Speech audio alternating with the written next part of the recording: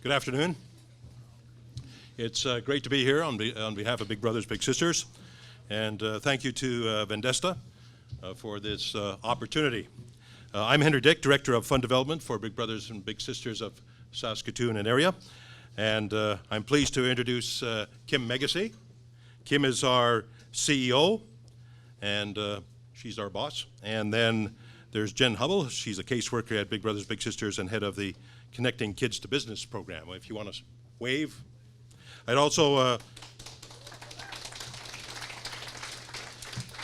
like to introduce Blair Voth Miller. She's a realtor and owner of Congress Restaurant on 2nd Avenue. And she's a great supporter and ambassador of Big Brothers Big Sisters, who helped to open the door to Vendasta for us. So thanks very much. I have the privilege of meeting with Nakia and Amy a few weeks ago. And we talked about Big Brothers Big Sisters and possible ties with Vendasta. And the meeting was very positive. And through their efforts of Nakia and Amy, we have this opportunity to visit with you today. So we're going to have a look at our video, and then Kim will come up and talk further.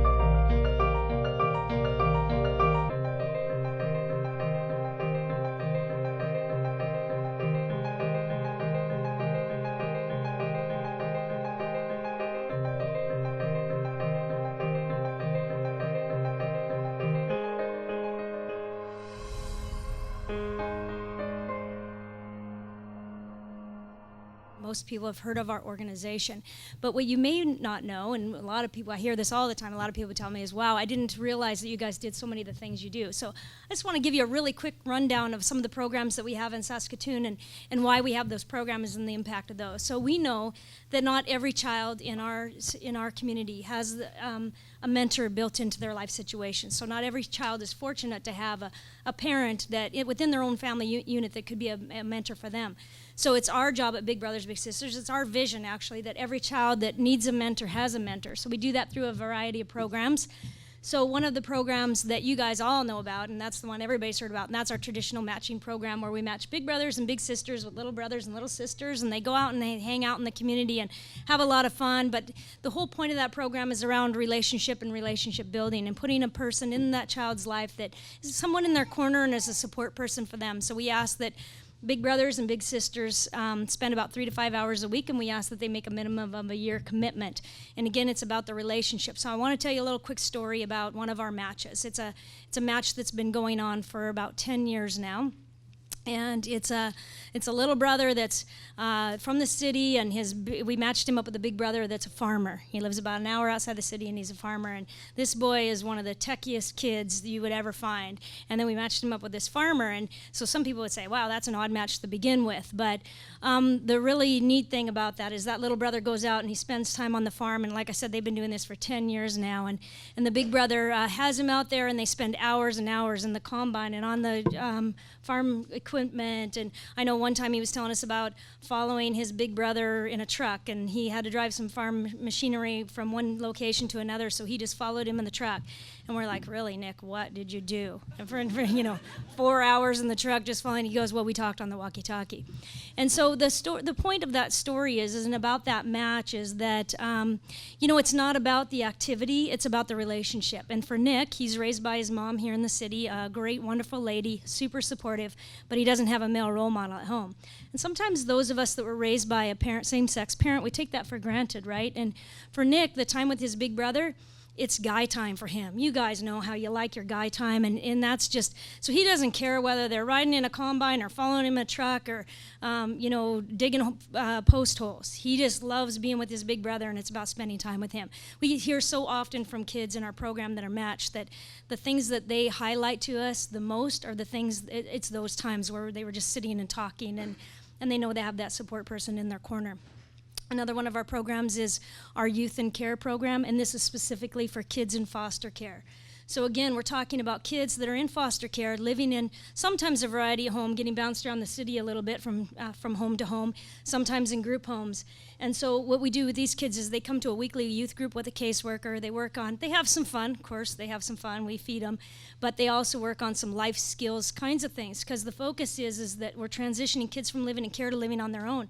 So 18, 19 to be off the system and be out on your own is still a pretty young age without a lot of support systems. So we also match them one-on-one with a casework or with a volunteer mentor so that they can have somebody that kind of is that consistent person in their life. So they may go from one foster care home to the next, but they always have that big brother or big sister by their side that kind of helps support them through that. And then also we go through life skills kinds of things so that they're ready for the workforce or going on to post-secondary or living on their own and what that looks like. Then we have a program called In-School Mentoring, and it's where we connect kids in the schools with mentors. So one of the greatest things about this program is that it's identifying the schools, identifying the kids that have the greatest needs. So in our traditional matching program where parents come in and sign up for their kids, in the program, these are kids that maybe their parents wouldn't, they're on a situation where their parents would come in and do that for the child to sign them up and follow through with the commitment of having the mentor and setting up the appointments every week for them to see each other. So these are kids at the schools recognizing that these are ones that maybe they don't have the role model at home. These are kids that very often are getting themselves to school. And so it's they just don't have that parent support. So the school's identifying, and then we're sending mentors to the school. It's a really neat program, and they mentor them for an hour a week on the school grounds. And I'm going to have Jen come up and talk a little bit in a minute about the Connecting Kids to Business program, and one of the reasons why we were so excited about coming and talking to you today, because I think it's a perfect fit for young professionals, and really that's the program that we're really seeing some great impacts, and with kids showing up for schools, kids now getting excited about academics, and it's really changing lives for some of the kids in our community. So Jen's going to come up and talk about that. We have a program called Club Connect, and it's for new Canadian children. It's to help them belong at the school. So it's a curriculum-based program, and we match up mentors with new Canadian kids that have been here for less than 5 years, and it's a support system, right? It's to helping them feel like they understand what's going on within the school setting. So one of the things, of course, being in Saskatchewan and having a curriculum base and trying to teach them all things Saskatchewan, of course, we have to have a unit on the writers. So the kids, it's so funny, they come and, during rider season and everybody's wearing their green and everything, and the kids don't have a clue. But then we do our session on riders, and we teach football, and we have the Huskies come out and they do a little segment on teaching the kids football, and it's always fun to see. It's the caseworker says every time, it's the very next week, they're all wearing green and they all come running in, go Riders! So we know it's not about the riders, right? And it's not about football. It's about helping the kids feel like they belong within the school system and the school setting and getting it. So when all the other kids are talking about the riders, they know what they're talking about and they can join in those conversations. So, and then the final program that I want to talk about, well, I'll have Jen come up and talk about, and that's Club Connect. Connecting Kids to Business. But before I do that, I want to throw out a couple stats at you. I don't want to bore you with a bunch of stats, but one of the things I want to tell you is that we know that for every dollar invested in Big Brothers Big Sisters programs returns $18 to society. So again, that's pretty impactful when you think about your investments and some of the investments that you guys make personally. There's probably not too many that you get an $18 return on your dollar. So I think it's impactful for you to understand that when your dollar comes to an organization like ours, it is making a difference. And again, that's because of just the impact that mentoring makes. I asked you guys to visualize somebody that was a mentor in your life, and you think about that person and you think back and it's something very simple, and that the reason why you identify them as a mentor is because they came into your life and they made a difference, right? They made you change your mind about something, or they made you see something in a different way. So it's like you might have been going along this path, that mentor came into your life, they saw you see something different, and you turned and went down a different path. And that's the whole point of mentorship. And we have so many examples of mentorship and how successful people are after a mentor comes into their life, from the business community, from sports, from children. And one other thing I really want to, kind of a little plug for volunteering with our organization. So one of our greatest needs is male mentors. So little sisters wait about 2 to 3 months to be matched, and little brothers wait about 2 to 3 years. And so the reason why, I'll tell you, is the difference is that we have more moms with boys coming in, single moms raising boys, so we need more men. And then I think sometimes it's just easier for females to just jump on the bandwagon with being a mentor and what that all means. And so sometimes, maybe you guys can tell me if I'm wrong, sometimes guys are thinking, oh my gosh, what does it mean to be a mentor, and how am I going to do that, and oh, I got to be perfect, and it's not about that. And so think back again to the person that you identified as a mentor, and especially if it's somebody from your childhood. When you were a child and you looked up to them as a mentor, you probably thought they walked on water, right? They were like a superhero. And then as you got older, you realized, and you're looking back now, and you're like, wow, that person was just normal. They're like me. And so, that's my message, that you don't have to be a superhero to be a mentor, although I think that the qualities, it's the superhero quality that it is the ability to care about someone and to support someone and be a friend. We've all been a friend before. We've all had friends, so we know what friendship is. And that's exactly what being a mentor is. And I want to give you a shout out. You guys have a superhero among you, and that's one of your staff is one of our great big brothers, and that's David. And so you guys probably think, oh, David's just a regular guy, but to his little brother, he's a superhero. And so, yeah. So just a perfect example is, how easy it is to be a mentor and how to change and impact somebody's life. So I really want Jen to come up and talk really quickly about connecting kids to business and how you can make a difference in a little child's life.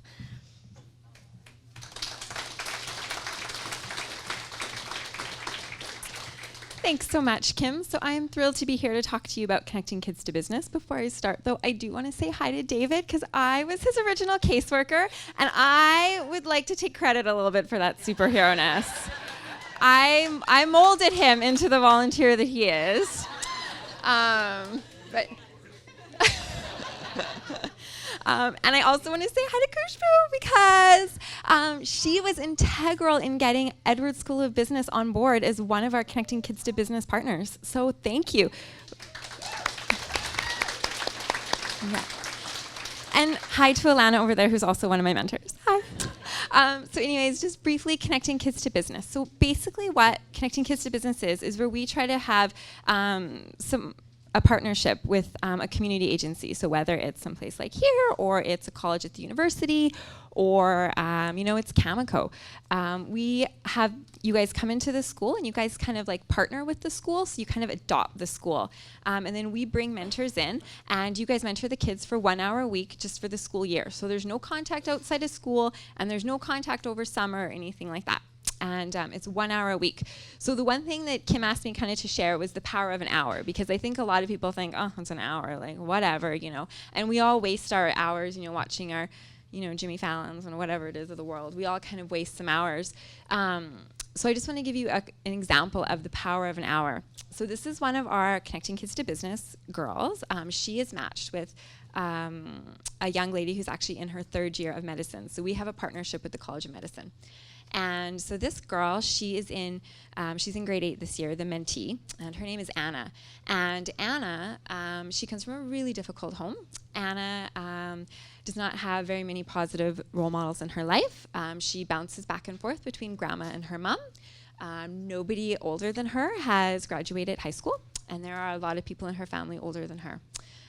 Most of her siblings and her cousins have all dropped out before probably grade 11 even.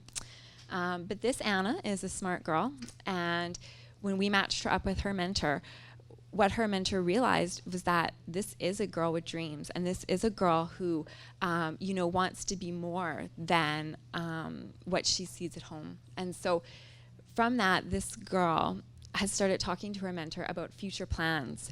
And you know what? She now knows someone at university. So when we go do a tour, and we like to do that, we like to take the kids to the workplace. So we did a tour of the university, and we did a tour of the health sciences. And so now it's like she knows someone who goes there, right? And she knows someone who thinks that she's awesome who goes there. And so when they talk about, kind of goals in life and dreaming big, like it's like she knows someone who thinks she's amazing and thinks she can do it. And so when I talk to Anna, because part of my job, and that's one thing with Big Brothers Big Sisters, is that we provide some structure in the matches. And so part of my job is to check with you guys to make sure things are going good. And I talk to the kids too about that. And one of the things when I said to her, I said, well, Anna, why do you like your mentor? And she said to me, she taught me to dream big. And that's 1 hour a week. So I'm going to turn over to Henry. And thanks so much.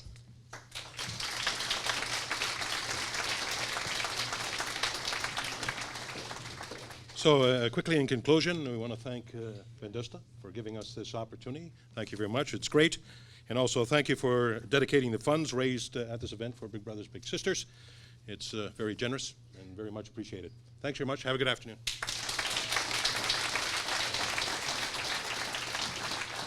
So, as always, we're going to pass a mic around for any questions. Just the introduction, this is a ball that our passing ball, you can throw it, and you talk to the blue or black circle on the side. So here, Jody, you have the first question. Okay, I'll catch it. It was a good catch by my face. I was just wondering how old you have to be to participate. I have a 13-year-old daughter who just got her babysitting course, and I would love her to be somebody that can be there for somebody else.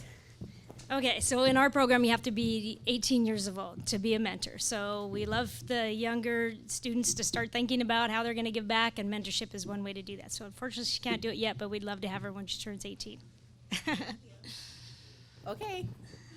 Any other questions?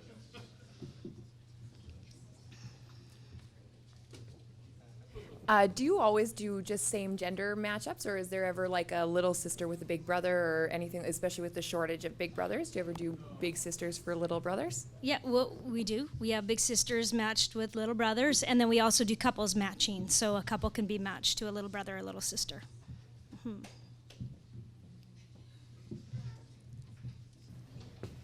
I was hoping to catch it, show my skills.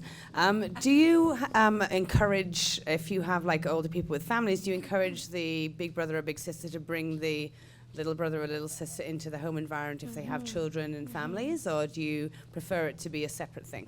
Yeah, one thing I love about that is that the children then, when they are invited into the family and to get immersed in that, is they get to see a sample of what a great family looks like and how family relationships and that family dynamic works in a larger family unit. Yeah, that's right, because none of us are normal. But yeah, absolutely. But the only thing we ask is that they don't get lost sometimes in the hustle bustle of the family, and so that they still feel like an individual and they get their own one-on-one time so that they know that they're special. And that helps build their confidence, right? Just like with any of your own kids, you want to spend your one-on-one time with them too. Yep. Any other questions? Oh. Okay, thank you very Thank much. you very much.